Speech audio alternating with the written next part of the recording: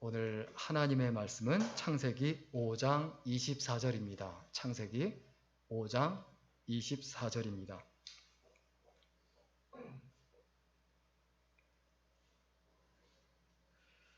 창세기 5장 24절 말씀 우리 한 목소리로 같이 읽겠습니다. 에녹이 하나님과 동행하더니 하나님이 그를 데려가심으로 세상에 있지 아니하였더라.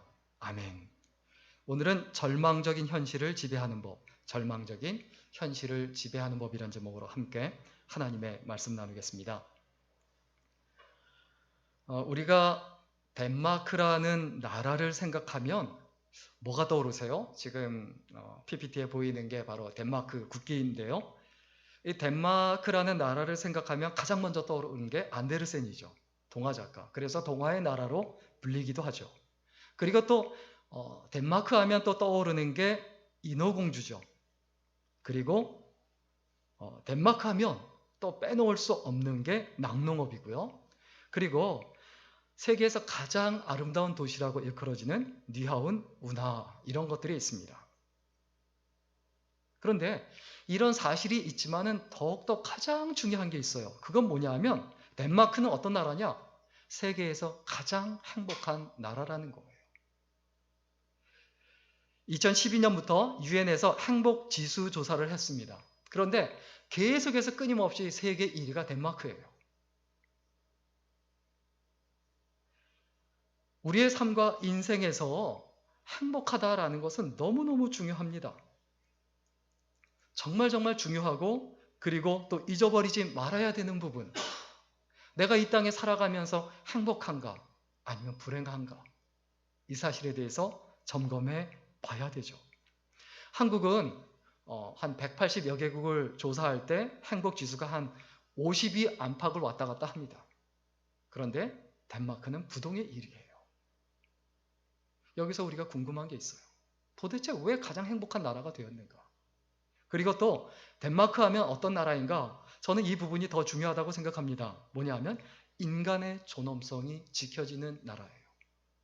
그 사람이 직업이 뭐든 간에 외모가 어떻든 간에 가정 형편이 어떻든 간에 학력이 어떻든 상관이 없어요. 인간의 존엄성이 지켜지고 짓밟히지 않는다는 거예요. 삶의 질이 높다는 거예요. 덴마크에서는 병원 진료비가 없습니다. 태어날 때부터 죽을 때까지 주치의의 돌봄을 받습니다. 그리고 학교를 다닐 때도 1학년부터 8학년까지는 점수를 매기지 않아요. 그리고 9학년부터 또 점수를 매기긴 하지만 등수를 가르는 일이 없어요. 그리고 9학년까지의 초등학교 과정을 마치고 나면 대부분이 집을 떠나서 한국으로 치면 10학년인데 10학년 고등학교 1학년이죠. 애프터 스콜레라는 인생 설계 학교를 1년간 다닙니다. 거기에서 내가 무엇을 할 것인가를 결정을 해요. 그리고 대학에 갈 사람, 교사 전문학교에 갈 사람, 또 여러 직업학교에 진학을 합니다. 그리고 대학까지 교육비는 없고 대학생들한테는 한 달에 한국 돈으로 약 150만 원을 지급을 합니다. 등록금도 없고 오히려 생활비 줘요. 우리가 어떤 직업을 선택하든 간에 가족과 그리고 사회는 그를 편견 없이 바라봐야 합니다. 그리고 덴마크 하면 어떤 나라인가? 굉장히 저는 이 부분이 부럽습니다. 뭐냐 하면 빈부격차가 세계에서 가장 적은 나라예요. 2000년대에 들어서서 덴마크가 이 부분에서 세계 1위를 달리기 시작을 했는데 상위 10%와 하위 10% 사이의 소득 격차가 5배 정도, 5.3배 정도 차이가 나요. 가장 가난한 사람들 10%와 가장 부자의 10%의 그 소득의 차이가 5배 정도밖에 안 된다는 거예요. 한국은 몇 배냐? 11배예요. 이것은 무엇을 의미합니까?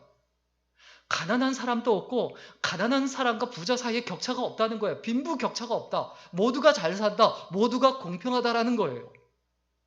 그러면 이런 동화 같은 나라가 어떻게 만들어졌을까요? 원래부터 이런 나라였을까요? 그렇지 않았습니다. 원래 어떤 나라였느냐? 우리가 이 부분에서 정말 기억해야 돼요. 원래 이 덴마크는 굉장히 심각한 위기에 부딪혔던 나라예요. 어떤 위기냐? 패전국이에요. 왕권 국가가 왕이 주도해서 여기저기 전쟁을 벌입니다. 그런데 그 전쟁에서 다 패배해요. 결국 전쟁에서 패배하고 지금의 독일, 그 프러시아에 배상금을 지급해야 되는 막대한 배상금을 지급해야 되는 상황에 부딪힙니다. 결국 그것으로 인해서 중앙은행이 파산합니다. 그리고 그것뿐입니까? 환경이 심각한 위기예요. 덴마크를 다 먹여 살리는 나라가 땅이 있습니다. 홀슈타인이라는 땅인데 유럽의 곡창지대라고 불립니다. 전쟁하고 난 다음에 전쟁에서 져서 그 곡창지대를 뺏깁니다. 그 곡창지대를 뺏기고 거기다가 나라가 굉장히 심각한 상태에 부딪히는 게 뭐냐 하면, 부딪힐 수밖에 없는 게 뭐냐면 농사를 못 지으니까 농사를 지을 땅이 없고, 그리고 남아있는 땅이라고는 정말 척박하고, 그리고 1년 내내 해를 거의 다 볼 수 없는 안개로 자욱한 그런 나라예요. 그러다 보니까 먹고 살기가 모두 힘들고 어렵고 희망이 없다 보니까 점점 늘어나는 게 뭐냐? 절망에 빠지고 좌절합니다. 그래서 늘어나는 건 계속해서 알코올 중독자만 늘어나고 있었습니다. 이란 절망적인 상황이 그런데 갑자기 변화되기 시작합니다. 시간을 두고 점점 바뀌더니 완전히 바뀌어요. 중앙은행까지 파산하게 된 나라가 어떻게 되냐? 빈부격차가 없는, 가장 가난한 사람과 가장 부자 사이에 그 차별이 거의 없는 빈부격차가 없는 나라가 돼요. 또 어떤 나라가 되는지 아세요?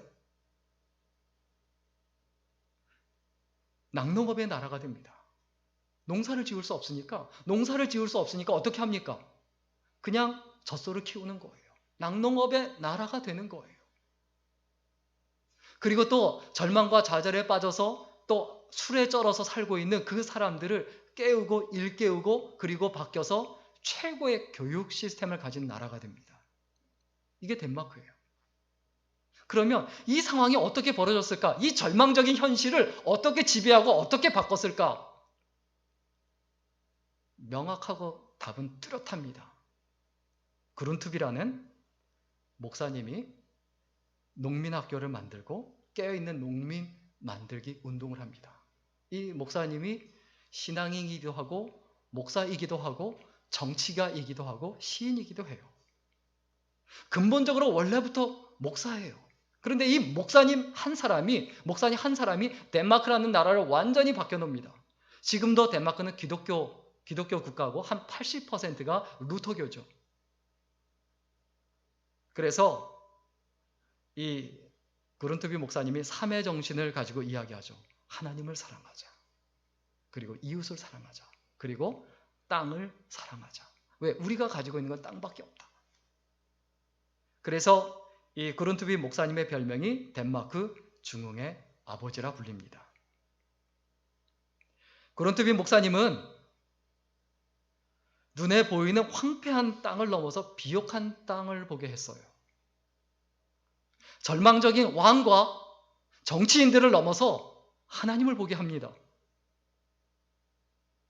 그래서 현실에 지배당하지 않고 그 현실을 지배하게 만들어줘요. 우리의 마음속에 반드시 기억해야 합니다. 믿음은 현실을 지배하게 합니다. 왜냐하면 보이지 않는 것을 보게 하기 때문입니다. 믿음이 현실을 지배하지 않으면 현실이 믿음을 지배하게 돼 있어요. 내 믿음이 내 삶과 내 인격과 내 살아가는 모습을 지배하는가? 내 절망적인 상황을 지배하는가? 그게 안 되면 내 절망적인 상황이 나의 믿음을 지배합니다. 그 절망적인 상황이 교회를 지배합니다. 우리의 가정을 지배합니다. 우리의 인격을 지배합니다. 우리는 싫다거나 아니면 좋다는 그 감정에 빠져 살지 말아야 돼요. 손익계산에 빠져 살지 말아야 돼요. 그런 현실에 지배당하는 인생이 되지 말아야 합니다. 덴마크의 상황을 생각해 보면 동화 작가 안데르센이 왜 이런 말을 할 수밖에 없는가? 그 생각이 나죠. 안데르센이 이런 말을 했죠. 생각해보니 역경은 축복이었다.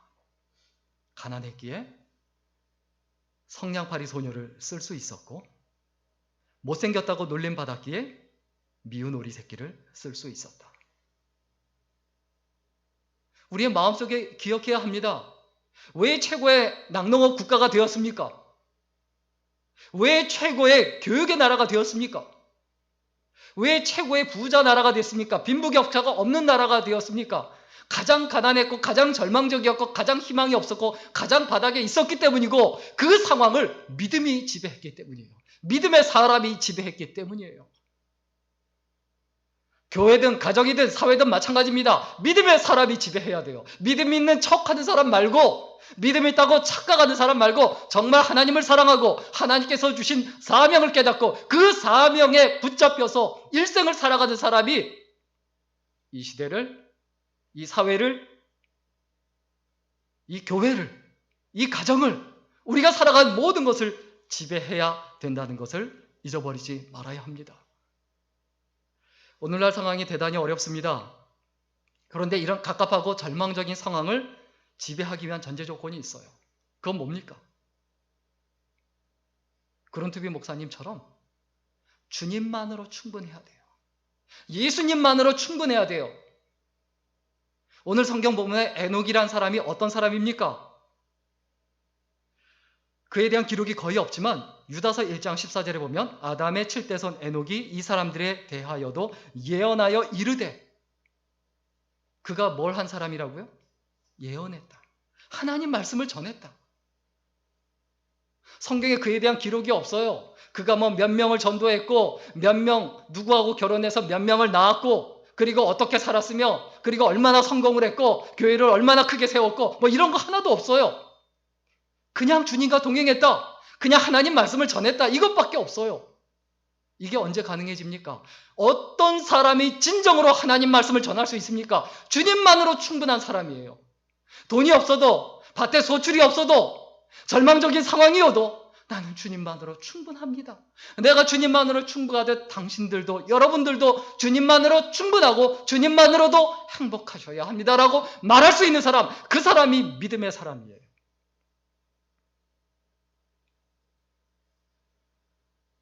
정신이 현실을 지배하지 않으면 현실이 우리의 정신을 지배합니다. 현실을 지배하는 그 정신을 의식이라고 표현하죠. 그래서 의식이 있다라고 말하죠. 우리 크리스천은, 예수 믿는 사람은, 하나님의 사람은 의식이 있어야 돼요.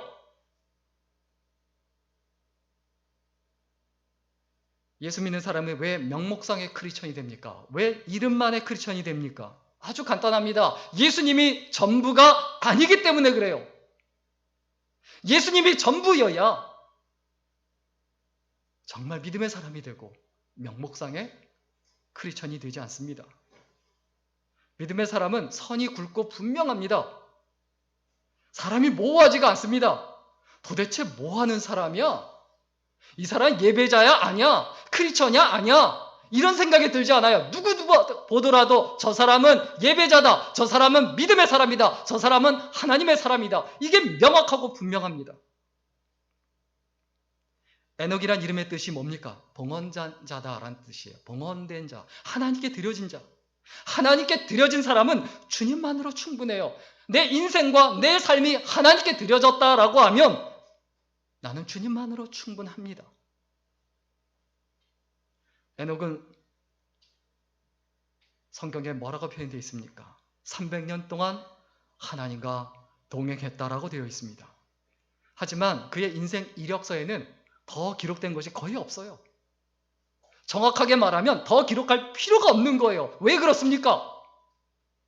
가장 위대함이 어디에 있기 때문입니까? 주님과 동행하는 거예요. 우리의 위대함은 어떤 직업을 가지며 어떤 학교를 나오고 뭐 자녀를 몇 명을 낳고 어떤 집에 살고, 이게 위대함이 아니에요. 이건 하나님의 사랑과 상관이 없어요. 하나님의 사람의 위대함, 믿음의 사람의 위대함, 그 믿음의 위대함의 절정은 뭡니까? 주님과 동행하는 것. 주님과 동행했다는 것보다 더 큰 위대함은 없어요. 그렇기 때문에 그의 이력서에 쓸 필요가 없죠. 더 이상 아무것도 쓸 게 없죠. 쓸 이유도 없죠. 혹시 살아가면서 직장에다 이력서 낼 때 이력서에 쓸 게 없으세요? 스펙이 너무 초라한가요? 갖춘 것이 너무 없습니까? 다윗이 골리앗을 쓰러뜨릴 때도 그랬습니다. 마음을 강하게 하고 담대하십시오. 주님이면 어떤 인생도 충분합니다. 크리스천이 진정으로 주님만으로 충분하다, 이 고백이 나오면, 그리고 이 고백이 드러나면 어떤 일이 일어납니까? 부흥이 일어나요. 그런데 부흥이 뭡니까? 부흥이 뭡니까? 우리는 부흥에 대해서 굉장히 착각하는 게 있어요. 뭐냐 하면 흥행한 것과 부흥한 것을 구분하지 못해요. 영화가 흥행하면 어떻게 됩니까? 영화가 대박이 나면 어떻게 됩니까? 수많은 돈을 벌어들여요. 그러나 수많은 사람들이 그 영화를 보기 위해서 모였다가 흩어져요. 그건 흥행이에요. 적지 않은 교회들이 부흥이 아니라 흥행에 성공하려고 하는 것 같습니다. 책을 내서 베스트셀러 대열에 올라가고, 그러면 스타의 반열에 올라가고, 또 마찬가지로 목회자가 설교에 대박이 나면 교회가 급격히 부흥합니다. 이게 부흥일까? 한번 깊이 생각해 봐야 되죠. 많은 사람들이 열광합니다. 그래서 인기 있는 목회자가 설교하면 교인들이 별로 노력도 않고 전도도 안 해도 교인들이 막 늘어나고 교회가 막 부흥합니다. 그게 진짜 부흥인가? 그래서 재정적으로 여유가 있어지면 어떻게 합니까? 교회 시설을 잘 구비하고 더 화려하게 만들고, 그리고 모든 것이 다 좋게 만들어요. 이게 진짜 부흥인가? 우리는 여기서 착각할 수 있지 않을까요? 그 착각이 뭐냐면 이게 부흥이다. 그냥 숫자가 늘어나는 거. 그리고 화려한 교회를 만들어 놓는 거, 이게 부흥이다. 이게 성령님의 역사하심이다. 이런 착각 가운데 살아가는 거 아닐까요? 이게 믿음의 산물이다라고 착각하지 않을까요? 인기 있는 연예인이 나타나면 온 동네가 화려해지고, 인기 있는 연예인이 나타나면 사람들이 몰려들듯 인기 있는 목회자가 나타나면 온 교회가 난리가 나고 사람들이 모여들고, 이게 진짜 부흥인가? 이게 진짜 성령님의 역사인가? 이 부분을 깊이 생각해 봐야 합니다. 여기서 우리가 정말 생각해 봐야 합니다. 대형 교회를 보며 흥행에 성공한 것인가? 아니면 부흥한 것인가를 고민하라는 게 아니에요. 개척교회를 보며 흥행에도 실패하고 부흥에도 실패했다, 이걸 생각하고 그렇게 정죄하라는 게 아닙니다. 그게 뭐냐면 진짜 부흥이 나하고 무슨 상관이 있냐?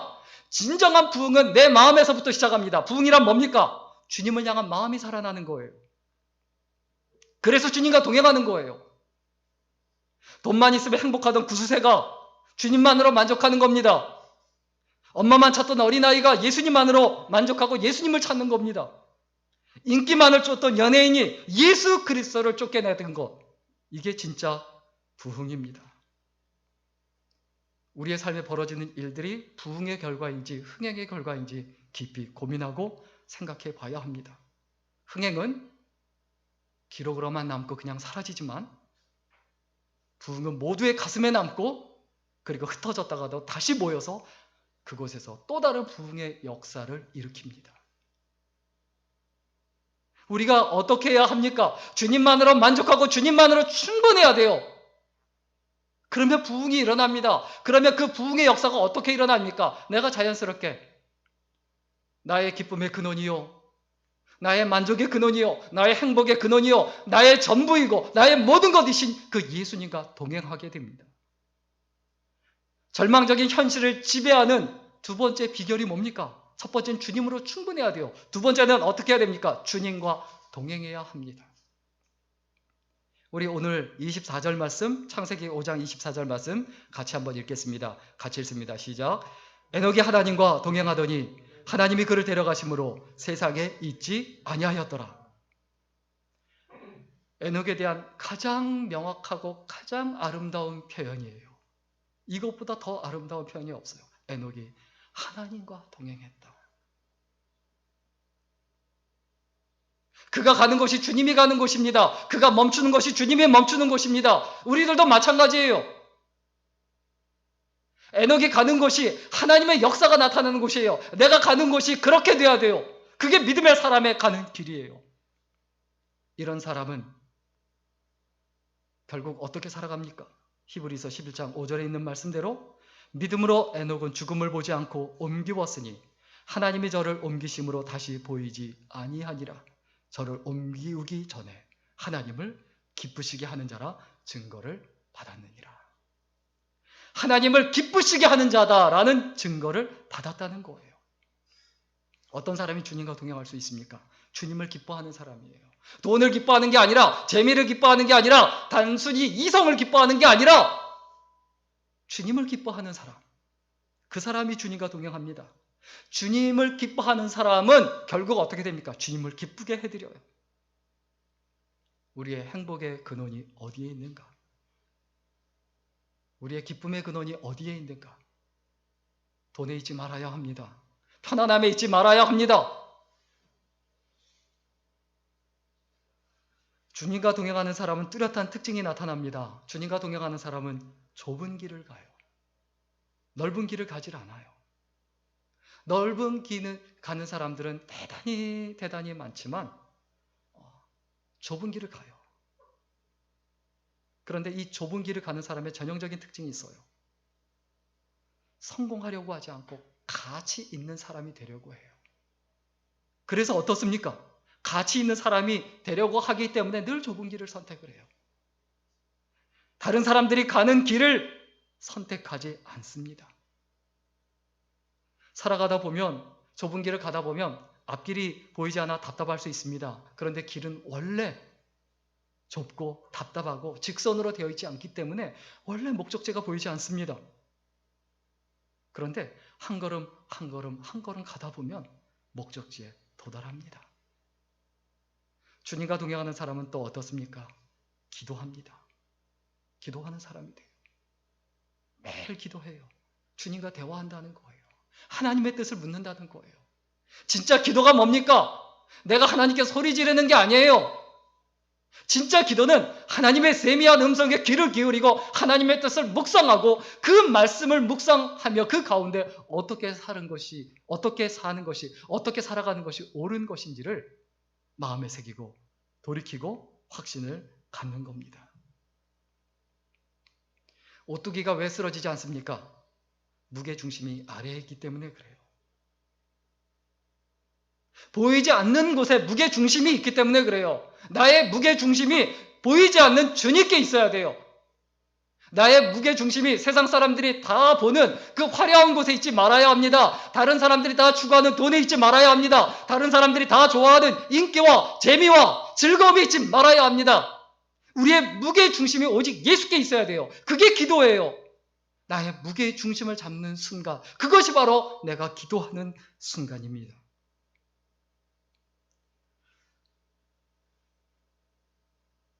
우리가 다시 일어나는 이유는 보이는 것 때문에 일어나는 것이 아니라 보이지 않는 것 때문에 일어납니다. 믿음이란 것이 보이지 않습니다. 하나님을 우리의 눈으로 볼 수 없습니다. 예수님을 우리의 눈으로 볼 수 없습니다. 그러나 보이지 않는 그분을, 예수 그리스도를 우리의 중심에 모시고 그것이 내 인격의 중심이 되고 그리고 내 삶의 중심이 될 때 우리는 넘어졌다가도 다시 일어납니다. 우겨쌈을 당하지 않습니다. 좌절하지 않습니다. 낭망하지 않습니다. 실패했다고 포기하지 않습니다. 우리의 삶이 절망적일 수 있고 희망이 없어 보일 수 있지만 우리는 결론적으로 어떻게 해야 합니까? 하나님의 사람은, 크리스천은 현실을 지배해야 합니다.